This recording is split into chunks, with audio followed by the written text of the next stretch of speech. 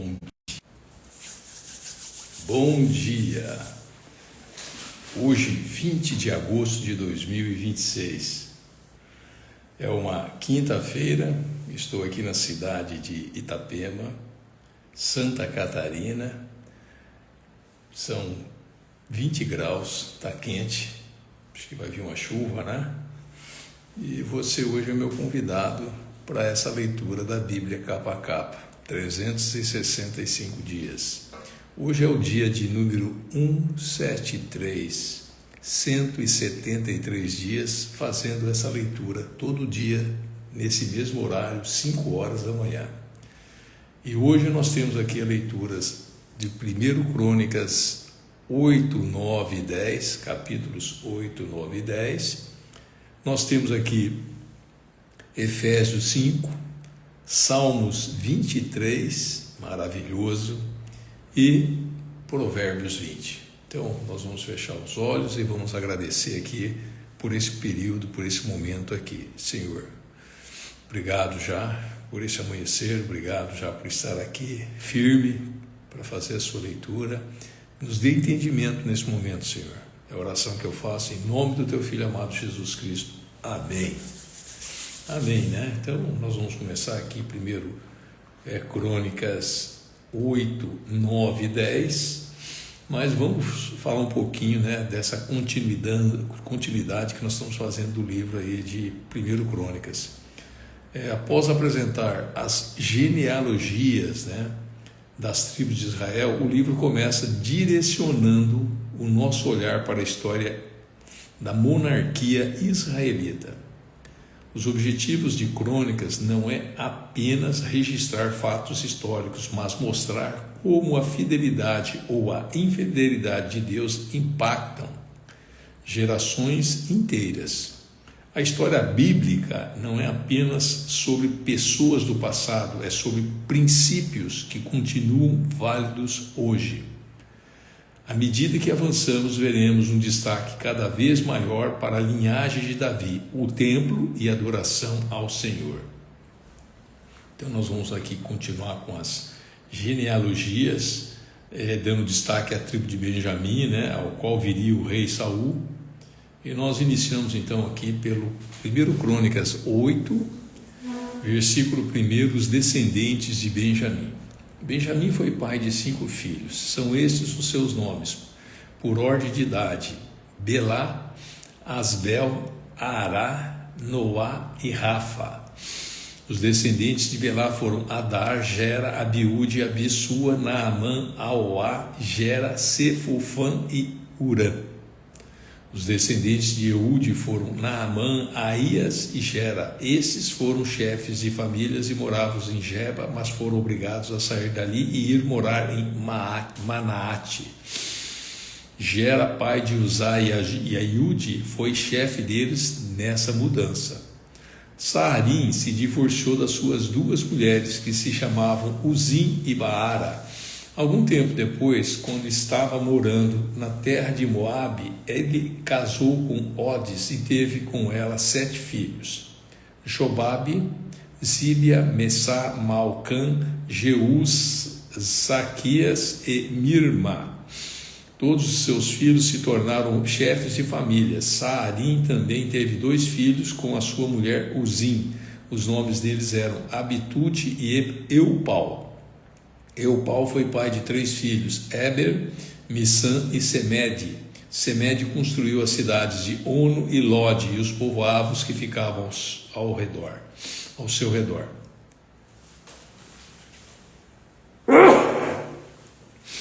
Perdão aí, né? Os descendentes de Benjamim em Gate e Ai-Jalon. Berias e Sema foram chefes das famílias que ficavam morando na cidade de Ai-Jalon. Eles expulsavam os moradores da cidade de Gate. Entre os descendentes de Berias estavam Aió, Sesaque, Jeremote, Zebadias, Arade, Éder, Micael, Ispa e Joá. Os descendentes de Benjamim em Jerusalém. Entre os descendentes de Eupal estavam Zebadias, Messulã, Ilsequi, Éber Isberai, Islias e Jobabe. Entre os descendentes de Simei estavam Jaquim, Sicre, Jabde, Elianai, Zelitai e Eliel, Adaías, Beraías e Sinrate. Entre os descendentes de Sassaque estavam Ispa, Eber, Eliel, Abdon, Zicre, Anã, Ananias, Elão, Antotias, Ifideias e Penuel. Então aqui nós estamos falando da genealogia de Jeremias aqui no livro de 1 Crônicas 8. Versículo 26. Entre os descendentes de Jeroão estavam Sanserai, Searias, Atalias, Jaaresias, Elias e Zicre. Esses foram os primeiros chefes de famílias que moravam em Jerusalém e os seus principais descendentes. 1 Crônicas 8, versículo 29. Os descendentes de Benjamim em Gibeão e Jerusalém. Jeiel fundou a cidade de Gibeão e ficou morando ali. A sua mulher se chamava Maaca. E o seu filho mais velho, Abdon. Os seus outros filhos foram Zur, Quis, Baal, Ner, Nadab, Gedor, Aiô, Sequer e Miclote, o pai de Simeia. Os seus descendentes moravam em Jerusalém, perto das outras famílias do seu grupo de famílias. A família do rei Saul. Nepor foi o pai de Quis, Quis foi o pai do rei Saul. Saul foi pai de 4 filhos, Jonatas, Malquissua, Abinadab e Esbaal. Jonatas foi pai de Meribe, Baal e que foi pai de Mica. Mica foi pai de 4 filhos, Pitom, Meleque, Tarea e Acás. Acás foi pai de Jeoada, Jeoada foi pai de 3 filhos, Alemete, Azimavete e Zinri. Zinri foi pai de Moza, Moza foi pai de Bineá, Bineá foi pai de Rafa, Rafa foi pai de Eleasa, Eleasa foi pai de Azel. Azel foi pai de 6 filhos, Asricam, Bocru, Ismael, Searias, Obadias, Anã. Ezeque e o irmão de Azel foi pai de 3 filhos, Uião, Jeus e Elifelete. Os filhos de Ulão foram famosos soldados e atiradores de flechas. Ulão teve 150 filhos e netos, todos esses foram membros da tribo de Benjamim. 1 Crônicas 9, versículo 1, os que voltaram do cativeiro.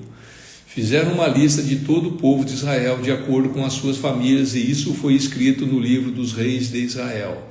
O povo de Judá havia sido levado prisioneiro para a Babilônia, como castigo pelos seus pecados. Os primeiros que voltaram a morar nas suas propriedades, nas suas cidades, foram gente do povo, sacerdotes, levitas e servidores do templo.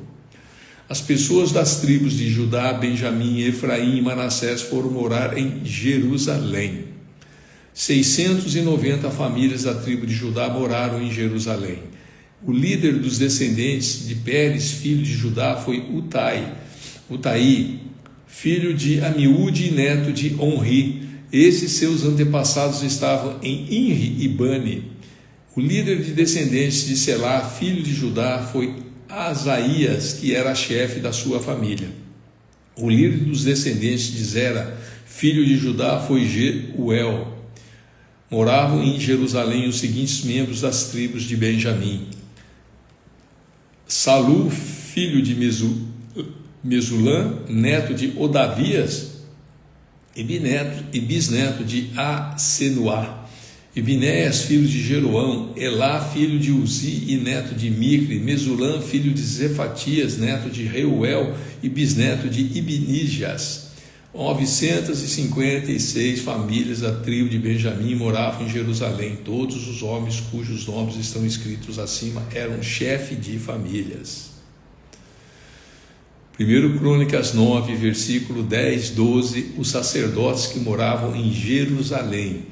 Moravam em Jerusalém os seguintes sacerdotes: Jedaías, Jeroaribe e Jaquim. Ali moravam também Azarias, que era o administrador do templo, Ele era filho de Ilquias, neto de Mesulam, bisneto de Sadoc, trineto de Meraiote e tetraneto de Aitube. Adaías, filho de Jeroão, neto de Passur e bisneto de Malquias. Masai, filho de Adiel, neto de Jazera, bisneto de Mesulam, trineto de Mesilimete e tetraneto de Imer. Havia 760 sacerdotes que eram das chefes de famílias. Eles estavam preparados para fazer todos os trabalhos do templo. Os levitas que moravam em Jerusalém. Moravam em Jerusalém os seguintes levitas: Semaías, filho de Azube, neto de Ricam, o bisneto de Asabias, ele era do grupo de família de Merari. Baquebacar, Eres e Galau. Matanias, filho de Mica, neto de Zicre e bisnetos de Asaf. Obadias, filho de Semaías, neto de Galau e bisneto de Gedutum. Berequias, filho de Asa, neto de Eucana, que morava nas terras que pertenciam à cidade de Netofa. 1 Crônicas, versículo 17, os guardas do templo que moravam em Jerusalém. Moravam em Jerusalém os seguintes guardas do templo: Salum, Acube, Talmon, Aimã. Salum era o chefe deles, desde aquele tempo até hoje, membros dos seus grupos de famílias têm sido guardas do portão do rei, que ficava do lado leste do templo. Antigamente, esses eram os guardas dos portões dos acampamentos dos levitas: Salum, filho de Coré e neto de Abisaf, e também os seus parentes do grupo de famílias de Corá eram os encarregados de guardar a entrada da tenda da presença de Deus, como os seus antepassados haviam sido quando eram os encarregados do acampamento de Deus, o Senhor. Naquela época, Finéias, filho de Eleazar, que o Senhor esteja com Finéias, era o chefe deles. Zacarias, filho de Meselemias, também era a guarda da entrada da tenda da presença de Deus. Ao todo, 212 homens foram escolhidos para serem guardas dos portões. Os nomes deles foram escritos numa lista de acordo com os povoados onde moravam. O rei Davi e o profeta Samuel, que haviam colocado os antepassados deles nesses cargos de confiança.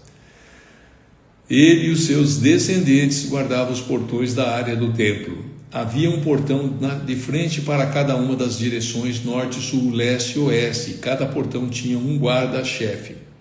Esses guardas eram ajudados pelos seus parentes que moravam nos povoados e que se revezavam do trabalho de 7 em 7 dias. Os 4 guardas-chefes eram levitas e eram responsáveis por esse trabalho e também vigiavam os cômodos do templo e as coisas guardadas ali.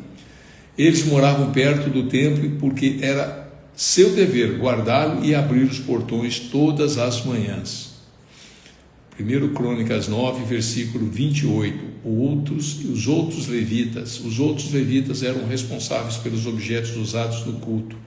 Todas as vezes que esses objetos eram usados, eles os contavam quando eram levados e quando eram devolvidos. Também havia levitas encarregados dos outros objetos sagrados, da farinha, do trigo, do vinho, do azeite, do incenso e das especiarias.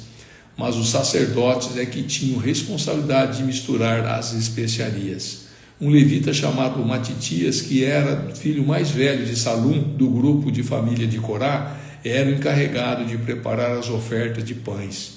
Membros dos grupos das famílias de Coate estavam encarregados de fazer todos os sábados os pães sagrados para o templo. Algumas famílias de levitas eram responsáveis pela música no templo. Os chefes dessas famílias moravam aos cômodos do templo e não tinham outros deveres, pois estavam ocupados no seu serviço de dia e de noite. Foram esses os chefes de famílias de levitas, de acordo com a lista dos nomes dos seus antepassados. Eles eram líderes que moravam em Jerusalém. Os antepassados e os descendentes do rei Saul. Jeiel fundou a cidade de Gibeão e ficou morando ali. A sua mulher se chamava Maacá, o seu filho mais velho se chamava Abdom, e os outros eram Zur, Quis, Baal, Ner, Nadab, Gedor, Aiô, Zacarias e Miclote. Miclote foi pai de Simeia, e os seus descendentes moravam em Jerusalém, perto das outras famílias do seu grupo de famílias. Ner foi pai de Quis, Quis foi pai de Saul, Saul foi pai de 4 filhos, Jonatas, Malquissua, Abinadab e Esbaal. Jonatas foi pai de Meribe-Baal, e Meribe-Baal foi pai de Mica, Mica foi pai de 4 filhos, Pitom, Meleque, Tareia e Acás. Acás foi pai de Jaera foi pai de 3 filhos, Alemete, Asmavete e Zinri. Zinri foi pai de 3 filhos, né? Alemete, Asmavete e Zinri. Zinri foi pai de Moza, Moza foi pai de Binéia, Binéia foi pai de Refaías, Refaía foi pai de Eliasa, e Eliasa foi pai de Azel. Azel foi pai de 6 filhos, Asricã, Bocro, Ismael, Searias, Obadias e Anã. 2 Crônicas 10, 1 Crônicas 10, 1 Crônicas capítulo 10, versículo 1, a morte do rei Saul. Os filisteus lutaram contra os israelitas no monte Gilboa. Muitos israelitas foram mortos e ali o resto fugiu. Entre os que fugiram estava o rei Saul e os seus filhos. Mas os filisteus o cercaram e mataram Jonatas, Abinadab e Malquissua, filhos de Saul. A luta estava feroz em volta de Saul, que foi atingido por flechas inimigas e ficou muito ferido.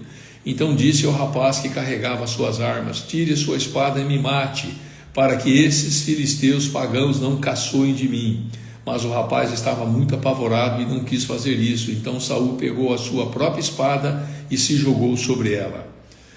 Quando viu que Saul estava morto, o rapaz também se jogou sobre a sua própria espada e morreu junto com ele. E assim Saul e os seus 3 filhos morreram juntos, e nenhum dos seus descendentes se tornou rei. Quando os israelitas que moravam no vale de Jezreel souberam que o exército de Israel havia fugido e que Saul e os seus filhos tinham sido mortos, abandonaram as suas cidades e fugiram. Então os filisteus foram e ocuparam aquelas cidades. Um dia depois da batalha, quando os filisteus voltaram para lá para tirar dos mortos as coisas de valor, acharam os corpos de Saul e dos seus filhos, caídos no monte Gilboa. Então cortaram a cabeça de Saul e pegaram as armas dele. Depois mandaram mensageiro com elas para o território filisteu, a fim de darem as boas notícias aos seus ídolos e ao povo.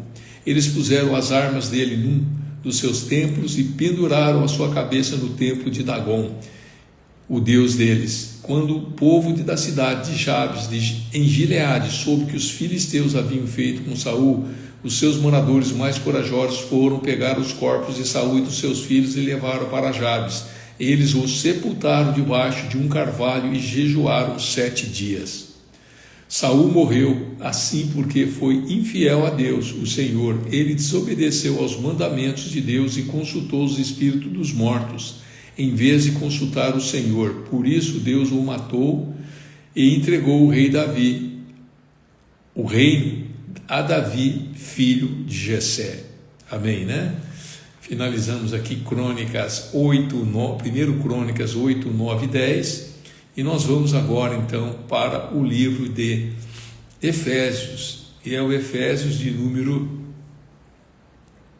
5. Então nós vamos ler Efésios 5. Pureza da vida, versículo 1. Vocês são filhos queridos de Deus e por isso devem ser como Ele. Que a vida de vocês seja dominada pelo amor, assim como Cristo nos amou e deu a sua vida por nós, como uma oferta de perfume agradável, como um sacrifício que agrada a Deus. Vocês fazem parte do povo de Deus, portanto, qualquer tipo de imoralidade sexual, indecência ou cobiça não pode ser nem mesmo assunto de conversa entre vocês. Não usem palavras indecentes, nem digam coisas tolas ou sujas, pois isso não convém a vocês. Pelo contrário, digam palavras de gratidão a Deus. Fiquem certos disso. Jamais receberá uma parte do reino de Cristo e de Deus qualquer pessoa que seja imoral, indecente ou cobiçosa, pois a cobiça é um tipo de idolatria. Então aqui, antes da gente ir para o versículo 6, quero só fazer aqui uma parte aqui do livro de Efésios, que nos capítulos anteriores Paulo falou sobre a identidade, graça, unidade e maturidade espiritual. E agora ele mostra que com essa transformação deve aparecer nos relacionamentos do dia a dia. O Evangelho não transforma apenas a nossa eternidade, transforma a nossa forma de viver. Olha que bênção, hein? E nós então entramos aqui no livro de Efésios, no versículo 6, vivendo na luz. Não deixe que ninguém engane vocês com conversas tolas, pois é por causa dessas coisas que o castigo de Deus cairá sobre os que não obedecem a Ele. Portanto, não tenho nada a ver com esse tipo de gente. Antigamente vocês mesmos viviam na escuridão, mas agora que pertence ao Senhor, vocês estão na luz.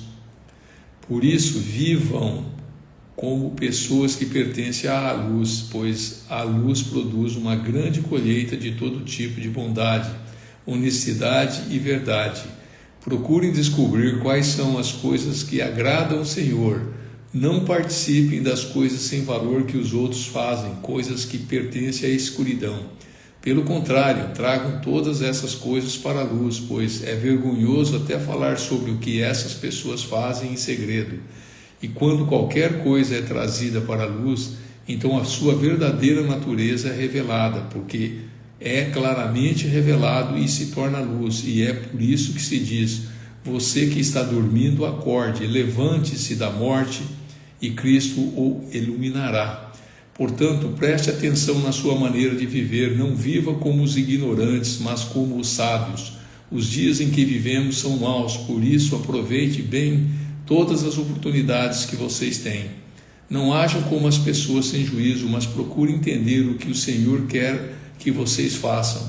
Não se embriaguem, pois a bebida levará vocês à desgraça, mas encham-se do Espírito de Deus, animem uns aos outros com salmos, hinos e canções espirituais, cantem de todo o coração hinos, salmos ao Senhor. Em nome do nosso Senhor Jesus Cristo, agradeço sempre todas as coisas a Deus, o Pai. Versículo 21 do Efésios 5. Esposas e maridos, sejam obedientes uns aos outros pelo respeito que têm por Cristo. Esposa, obedeça ao seu marido como você obedece ao Senhor, pois o marido tem autoridade sobre a esposa, assim como Cristo tem autoridade sobre a igreja, e o próprio Cristo é o Salvador da igreja, que é o seu corpo. Portanto, assim como a igreja é obediente a Cristo, assim também a esposa deve obedecer em tudo ao seu marido. Marido, ame a sua esposa, assim como Cristo amou a igreja e deu a sua vida por ela. Ele fez isso para dedicar a igreja a Deus, lavando-a com água e purificando-a com a sua palavra. E fez isso para também poder trazer para perto de si a igreja em toda a sua beleza, pura e perfeita, sem manchas ou rugas, ou qualquer outro defeito. O homem deve amar a sua esposa assim como ama o seu próprio corpo. O homem que ama a sua esposa ama a si mesmo, porque ninguém odeia o seu próprio corpo. Pelo contrário, cada um se alimenta e cuida do seu corpo, como Cristo faz com a igreja. Pois nós somos membros do corpo de Cristo. Como dizem as Escrituras Sagradas, é por isso que o homem deixa o seu pai e a sua mãe para se unir com a sua esposa, e os dois se tornam-se uma só pessoa. Há uma verdade imensa revelada nessa passagem das Escrituras, e eu entendo que ela está falando a respeito de Cristo e da igreja, mas também está falando a respeito de vocês. Cada marido deve amar a sua esposa como ama a si mesmo. Cada esposa deve respeitar o seu marido. Amém? Finalizamos aqui o livro de Efésios 5. Nós vamos para o devocional, que é Salmos 23. Salmos 23, Deus, o nosso pastor, Salmo de Davi. O Senhor é o meu pastor, nada me faltará. Ele me faz descansar em pastos verdes e me leva às águas tranquilas. O Senhor renova as minhas forças e me guia por caminhos certos, como Ele mesmo prometeu. Ainda que eu ande por um vale escuro como a morte, não terei medo de nada, pois Tu, ó Senhor Deus, estás comigo. Tu me proteges e me diriges. Preparas um banquete para mim, onde os meus inimigos me podem ver. Tu me recebes como convidado de honra e enches o meu corpo até derramar. Certamente a tua bondade e o teu amor ficarão comigo enquanto eu viver, e na tua casa, ó Senhor, morarei todos os dias da minha vida. Amém? É o Salmos 23, Salmos de Davi, maravilha, né? O Senhor é o meu pastor, o Senhor é o nosso pastor. E nós vamos aqui então para o livro de Provérbios. Provérbios hoje é dia 20, então é o Provérbios de número 20, capítulo 20, que tem 30 versículos. Quem bebe demais fica barulhento e caçoa dos outros. O escravo da bebida nunca será sábio. A raiva do Senhor é como o rugido de um leão. Quem provoca o rei arrisca a vida.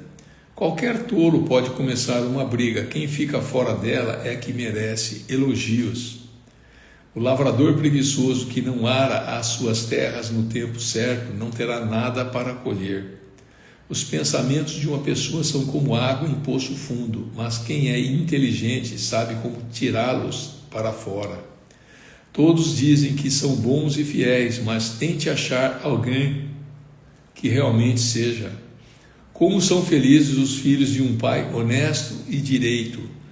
Quando o rei senta para julgar, ele logo vê o que está errado.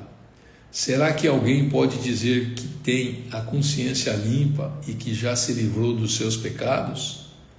O Senhor Deus detesta quem usa medidas e pesos desonestos. A criança mostra que é pelo que faz. Pelos seus atos a gente pode saber se ela é honesta e boa. O Senhor nos deu olhos para ver e ouvidos para ouvir. Se você gastar o seu tempo dormindo, acabará pobre. Trabalhe e terá comida com fartura. Está muito caro, diz o comprador, mas depois sai e se gaba de ter feito um ótimo negócio. Há muito ouro e muitas pedras preciosas, mas falar com conhecimento, isto sim é uma joia de valor. Quem aceita ser fiador de um estranho deve dar a sua roupa como garantia de pagamento. A comida que se consegue desonestamente pode ser muito gostosa, mas depois será como areia na boca. Procure bons conselhos e você terá sucesso. Não entre na batalha sem antes fazer planos.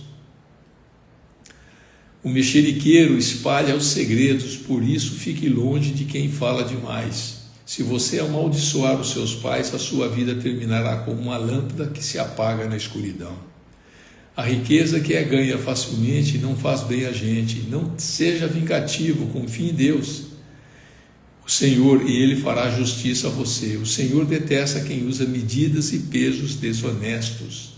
Se é o Senhor que dirige os nossos passos, como poderemos entender a nossa vida? Pense bem antes de prometer alguma coisa a Deus, pois você poderá se arrepender depois. O rei sábio descobre quem está fazendo o mal e o castiga sem piedade. O Senhor Deus deu aos seres humanos inteligência e consciência, ninguém pode se esconder de si mesmo. Um governo continuará no poder enquanto for humano, justo e honesto. A beleza dos jovens está na sua força, e o enfeite dos velhos são os seus cabelos brancos. Os castigos curam a maldade da gente e melhoram o nosso caráter. Amém? Aqui foram então 30 versículos do livro de Provérbios 20. O versículo que eu marquei é o de número 18, que diz assim: procure bons conselhos e você terá sucesso. Não entre na batalha sem antes fazer planos.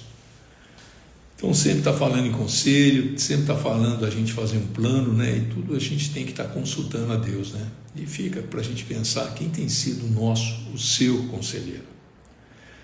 Vamos fechar os olhos e agradecer essa leitura aqui do dia 173. A ti rendo graça, Senhor, porque o Senhor é bom e nos ouve todos os dias. Obrigado já, Senhor, pelo seu amor, pela sua graça e pela sua misericórdia que não tem fim. Obrigado, Senhor, por nos dar entendimento na leitura da tua palavra de hoje, em Crônicas, primeiro Crônicas, em Efésios, Salmos e também agora aqui em Provérbios. Muito obrigado, Senhor. Fica conosco nesse dia, abençoa as pessoas que entraram, as pessoas que entrarão para assistir, que só possa estar tocando no corações dele e dando uma transformação.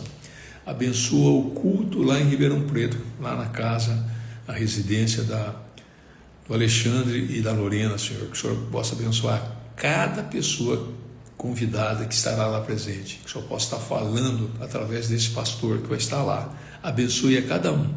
Fica conosco também os nossos entes queridos. Eu oro assim em nome de Jesus. Amém. Amém, né? Até amanhã.